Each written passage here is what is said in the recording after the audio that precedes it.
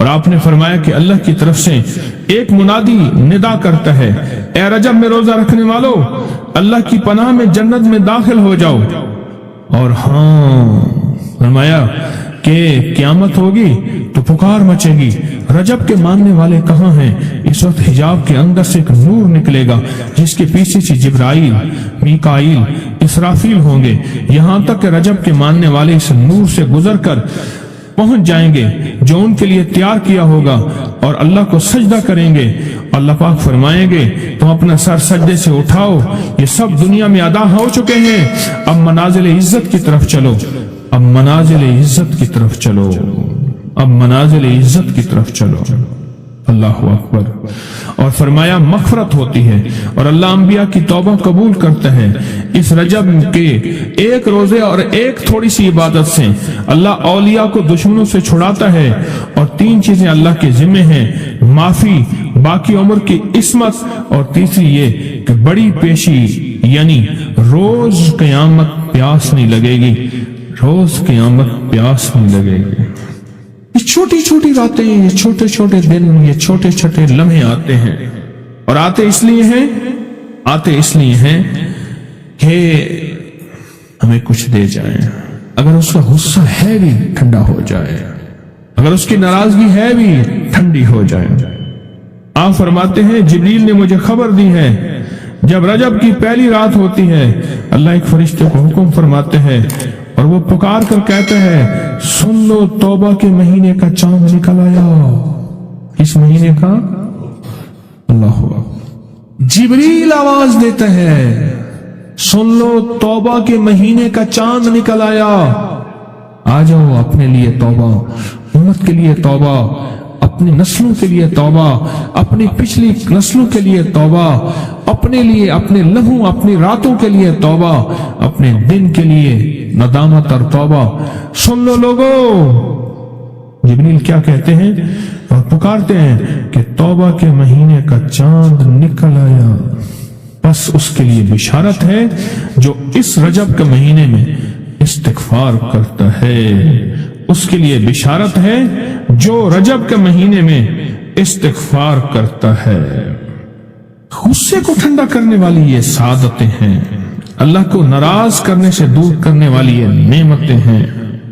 اللہ پاک نے بعض لفظوں میں چابیاں رکھی ہیں، اور بعض لفظ، بعض بول چابیاں ہیں، چابیاں رزق کی، برکت کی، عنایت کی، عطا کی، کرم کی، فضل کی، اور بے بہا سمندر کو دینے کی بعض لفظوں میں رب نے چابیاں رکھی، اور بعض لفظ خود چابیاں ہیں، رزق کی چابیاں، صحت کی چابیاں، برکت کی چابیاں۔ یہ سورۃ مائدہ کی آیت نمبر 114، یہ عنایات اور عطاؤں کو عرشوں سے متوجہ کرنے کی چابی ہے۔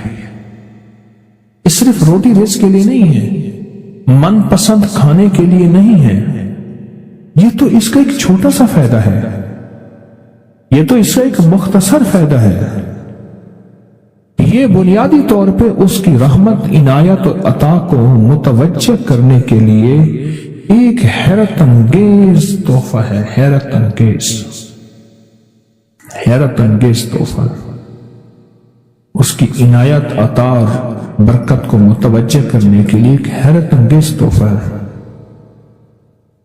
یہ رزق اور دولت کی چابی ہے، یہ برکت کی چابی ہے۔ بات بتاؤ، اللہم ربنا انزل علینا مائدۃ من السماء، دسترخوان بھیج آسمان سے۔ کیا خیال ہے؟ غریب کا، مالدار کا، وزیر کا، امیر کا، بادشاہ کا، سب کا دسترخوان ایک تو نہیں ہوتا، ہر بندہ اپنی حیثیت کے مطابق دسترخوان لگاتا ہے۔ ایک صاحب کہنے لگے کہ میرے لیے ایک عرب نے دسترخوان لگایا، ایک بیل پڑا ہوا تھا بھونا ہوا پورا، पूरा भुना हुआ बैल था, उसका सर था, उसके सर को ज़बह किया तो खून भी बह रहा था दस्तरखान पे। सर को ज़बह किया तो वो खून भी बह रहा था दस्तरखान। बैल भुना भी हुआ है और खून भी बह रहा है, छुरी फेरी। हैरान हुआ, ये क्या? उन्होंने कहा वो खून नहीं था, वो जेली थी, वो चॉकलेट था, वो और कोई नेमतें थी। फिर उस बैल को खोला तो उसमें से बकरे निकले भुने हुए। फिर बकरों को खोला तो उसमें मुर्गियां निकली हुई भुनी हुई। फिर मुर्गियों को खोला तो उसमें अंडे निकले और मेवे निकले, मेवे निकले।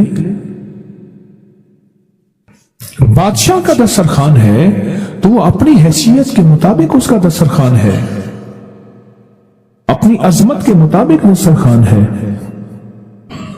मेरे अल्लाह का दस्तरखान अंज़ल अलैना माइदतम मिनस समा। पर मौला दस्तरखान दे ऐसा जैसे ईद हो जाए। अब इस आयत की तन्हाइयों, इस आयत की गहराइयों और इस आयत के अंदर की शह तक पहुंचे। अल्लाह दस्तरखान दे, पर दे ऐसा ऐसे कि जैसे ईद कर दे। आप अल्लाह से मांगते हैं तो अल्लाह से अल्लाह के मुताबिक मांगे। मेरे रब की जितनी अजमत है, वकार है, शान शौकत है, मेरे रब की जितनी ताकत कुव्वत है, उसके मुताबिक मांगे, उसके मुताबिक मांगे। क्या ख्याल है? ये आयत असल में दस्तरखान के लिए है, और दस्तरखान से मुराद ये खाना नहीं, दस्तरखान से मुराद दोनों दस्तरखान है, रिज़्क़ रूहानी और रिज़्क़ जिस्मानी, दोनों दस्तरखान जो मेरे रब के पसंदीदा दस्तरखान है, रिज़्क़ रूहानी भी और रिज़्क़ जिस्मानी भी। हम इफ्तार के वक्त खाना मांगते हैं अल्लाह से, माल मांगते हैं, दौलत मांगते हैं। क्यों इतनी थोड़ी चीज मांगते हैं? अल्लाह से रिज़्क़ रूहानी क्यों नहीं मांगते? और जिन्होंने रिज़्क़ रूहानी मांगा था, एक अल्लाह वाले थे, उनके खलीफा थे, तो फौत हो गए तो उनके खत उठाए गए, खत उठाए गए। अपने मुर्शिद को खत लिखते थे और मुर्शिद का मिजाज था उसी खत पे 2 लफ्जों में जवाब लिख के भेज देते थे, 2 लफ्जों में जवाब लिख के भेज देते थे उसी खत। फरमाते थे कि हजरत आपकी दुआओं और तवज्जुहात से, अल्लाह के फजल करम से, अल्लाह के फजल करम से मेरे रोजाना जो है 1.25 लाख दफा नफी असबात होता है, ला इलाहा इल्लल्लाह, 1.25 लाख दफा इल्लल्लाह होता है, 1.25 लाख दफा अल्लाह होता है, 1.25 लाख दफा अल्लाहू होता है, 70,000 दफा 1.25 लाख दफा कलमा होता है, इतने सिपारे होते हैं, इतनी 100 रकतें होती हैं, ये हैं, ये हैं, ये हैं। वो स्कूल के टीचर भी थे, वो 5 वक्त नमाज भी पढ़ाते थे, उनके बहुत सारे बच्चे भी थे, उनकी जिंदगी का ये निजाम भी था, पर उन्होंने ये सारा कुछ लिखा अपने मुर्शिद को। कहा कि खत उठा के देखें, हैरान हो जाते थे। मुझे एक बंदा नहीं, मेरे पास अब भी कई बंदे हैं कि इतने अरब दरूद पाक पढ़ा, इतने अरब, लाख नहीं, लाख नहीं, हजार नहीं, करोड़ नहीं, इतने अरब दरूद पाक पढ़ा, इतने अरब कलमा पढ़ा, इतना अरब सूरत इखलास पढ़ी और फला पढ़ा। अरब मुझसे गलती हुई, एक दफा उनका खत आया तो मैंने रिसाला उस वक्त छप रहा था, मैंने कहा ये खत भी उसमें डाल दो, छाप दो। कई टेलीफोन तो मैंने सुने, एक फोन में याद है अच्छी तरह, कोई 6, 7, 8 की बात है, 2000। उसने कहा मैं हूं अवान, और आगे से ये बन जा हटा दूं तो बन जाऊंगा हैवान, लफ्ज हटा दूं तो मैं यूं बन जाऊंगा। तुम्हें पता है तुमने ये क्या छापा है? शिर्क और बिदअत, झूठ छापते हो, धोखा देते हो। वो सच्चा था, गलती हमारी थी, बर्तन नहीं है, उस बर्तन के मुताबिक वो बर्तन छलक पड़ा। इस पे एक बात बताओ, अबू हुरैरा फरमाते हैं मेरे हुजूर ने मुझे इल्म के 2 बर्तन अता फरमाए हैं। ایک وہ ہے جن کا میں نے اظہار کر دیا، اکثر احادیث حضرت ابو ہریرہ سے ثابت بھی ہیں، یعنی راوی بھی ہیں۔ علم کا وہ برتن ہے ایک، وہ میں نے دے دیا، اور ایک علم کا ایسا برتن ہے اگر میں اس کا اظہار کر دوں، ایک روایت تو یہ ہے کہ لوگ تلوار کھینچ کے میرا سر جدا کر دیں، ایک روایت یہ ہے کہ گدی سے میری زبان کھینچ لیں۔ میں نے وہ علم کا برتن چھپا کے رکھا۔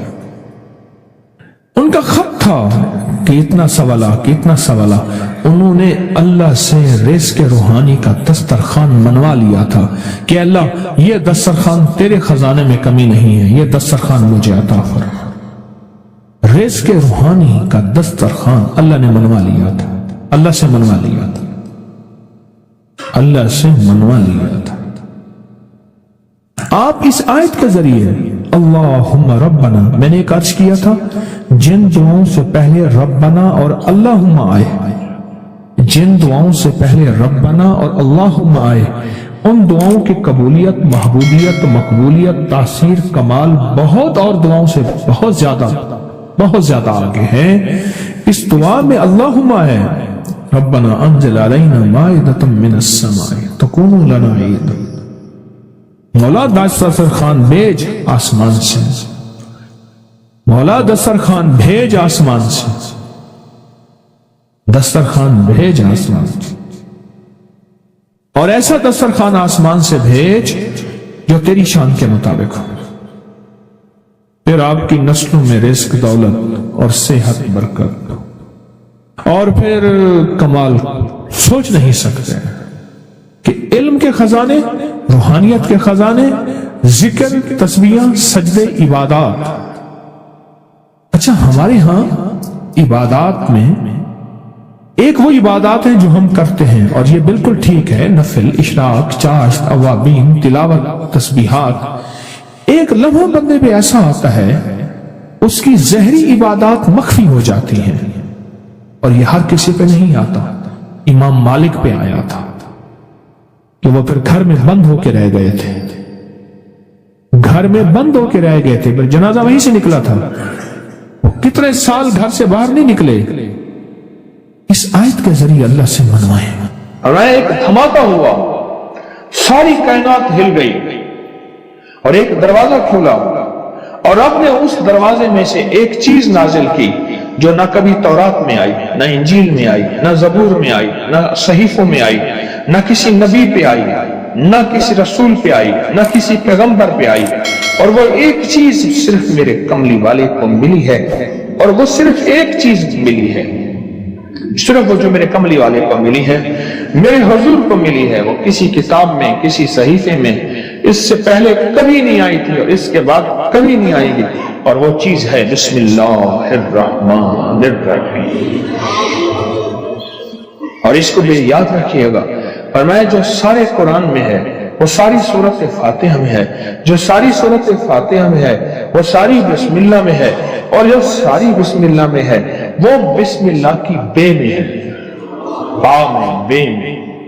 اور ایک بات اور کہ اللہ الرحمن الرحیم، جو بندہ بسم اللہ پڑھتا ہے یا بسم اللہ کو لکھ کے اپنے پاس رکھتا ہے، اس میں میرے رب کے 3 نام ہیں، ایک ہے اللہ،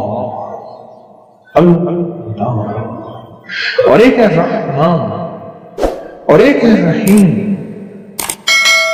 میرا اللہ تو دنیا آخرت کی ساری کفایت کرنے والا، ولایت، کفایت، راحت، رحمت، عزت، عظمت، برکت، وقار، شان و شوکت، وہ تو اللہ اللہ اللہ اللہ اللہ اللہ۔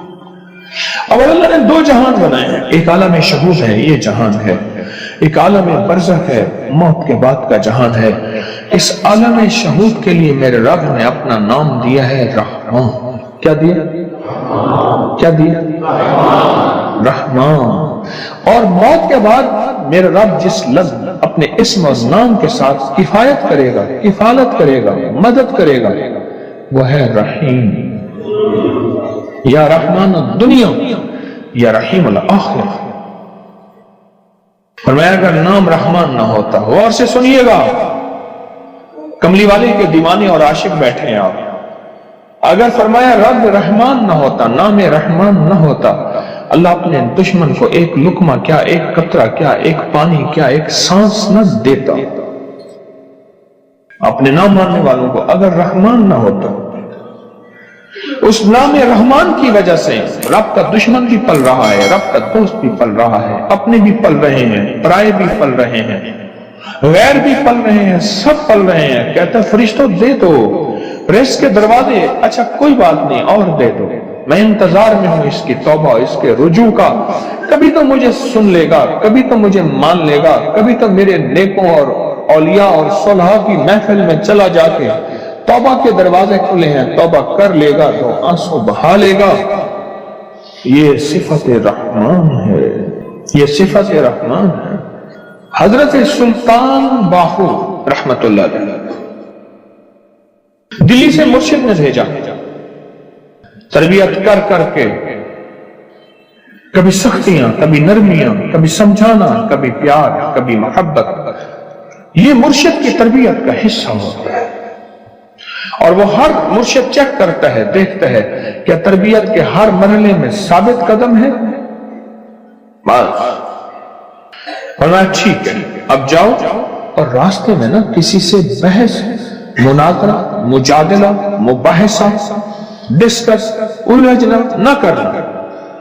بھٹنڈا کے قریب آئے، بھٹنڈا شہر ہے انڈیا کا، بھٹنڈا، وہاں کے قریب آئے تو ایک جوگی بیٹھا تھا، اور اس جوگی کی نگاہ توجہ اس نے مجاہدے کر کر کے ایسی پائی، ایسے دیکھا نا سمجھ گیا کسی اللہ کے ولی کا بندہ ہے، اور اللہ کے ولی نے اس کو رنگ دیا ہے، اور اس نے اللہ کے ولی کی محفل میں ناگواریاں، سختیاں، نرمیاں سب کو برداشت کر کے کندن بن کے جا رہا، یہ تو ہزاروں کو تڑپا دے گا، لاکھوں کو تڑپا دے گا، لہذا اس سے یہ نسبت چھین۔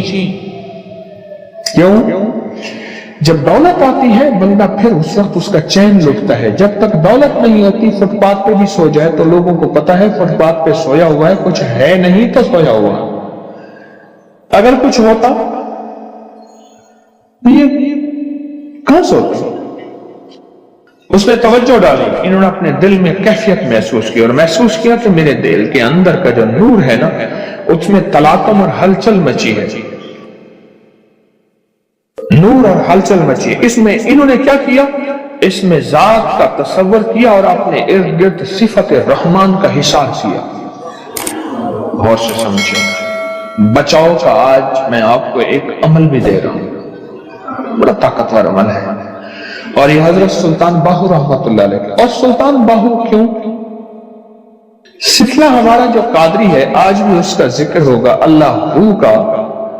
یہ اللہ ہو کی اتنی ضربیں لگاتے تھے، اتنی ضربیں لگاتے تھے، مرشد نے فرمایا کہ تو اللہ کے نام ہو کا بادشاہ بن گیا ہے، سلطان باہو۔ سلطان کہتے ہیں بادشاہ کو، کنگ کو۔ مرشد نے فرمایا، جیسے میں نے ایک دفعہ میں لوگوں کو وظائف بتاتا تھا، لوگوں کو فائدہ ہوتا تھا، ایک بار میرے مرشد نے ایسے دیکھ کے وجدان نے فرمایا، وہی تو شیخ الوظائف بن گیا۔ سلطان باہو، سلسلہ قادری میں، ہمارا سلسلہ قادری ہے، وہ ہو کے اوپر ضربیں لگائیں، آج بھی ہم ہو کہ ضربیں لگائیں گے۔ تو مرشد نے فرمایا کہ تو سلطان بادشاہ ہے ہو کا۔ انہوں نے کیا کیا؟ اس نے ذات کا تصور کیا اور صفت رحمان کو دائیں بائیں لپیٹ لیا۔ صفت رحمان، اللہ کے نام رحمان کا جو نور ہے اس کا دائیں بائیں اس کو اپنے حصار میں لے لیا۔ حصار میں لے کے نا انہوں نے کیا کیا؟ اس کو ایسے دیکھا اور کہا ہو، بس۔ یہ اس وقت ہوتا ہے جب کسی فقیر کی محفل میں بیٹھ کے وجد اور وجدان کے ساتھ اس کا استحضار کیا جائے، اس کو بار بار پڑھا جائے، اور پھر جب اس کی قبولیت، مقبولیت، محبوبیت ملتی ہے، پھر لفظ ایک ہی ہوتا ہے، ایک ہی ہو ہوتا ہے۔